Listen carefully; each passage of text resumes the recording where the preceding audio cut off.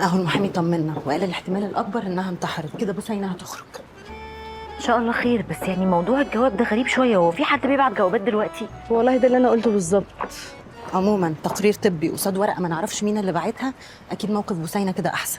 طب مش والنبي يلا بقى يا جماعه، انا اتاخرت ولسه هجيب بنتي من الحضانه والفرخه فكت. لا لو الفرخه فكت يلا بسرعه قبل ما تفك خالص.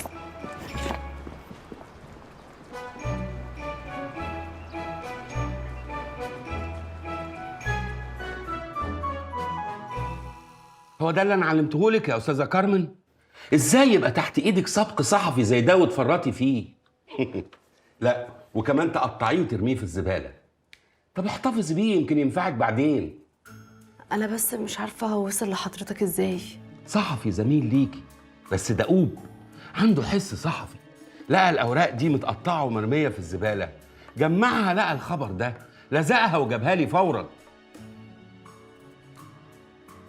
طب مش كان ممكن الكاتبه دي ترفع قضيه على الجريده كافشاء اسرارها كمريضه يا فندم؟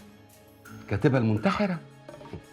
شوفي يا استاذه كارمن، لو عايزه تبقي صحفيه شاطره اوعي تفرطي في اي سبق صحفي مهما كانت الاسباب.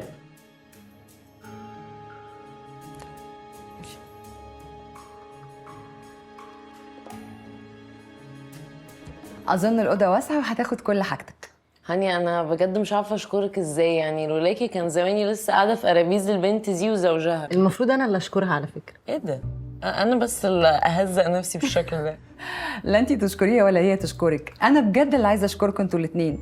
لا انتوا كمان هتدوني فلوس. يا بنوتي ازيك؟ ايه في ايه؟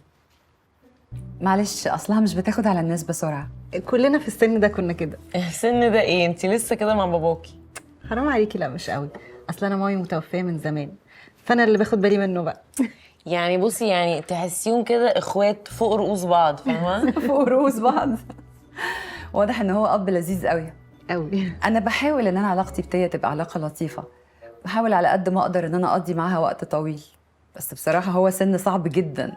طب انا نص اليوم ضاع، انا لازم اروح العياده عندي مواعيد كتير قوي. يلا هبقى اكلمك. باي باي. باي.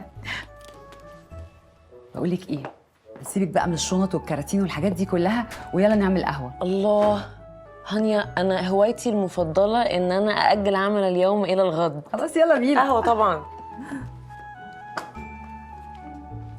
وسلمنا بقى الورقه في الاسم، وبعد كده المحامي وهو طالع طمنا الحمد لله.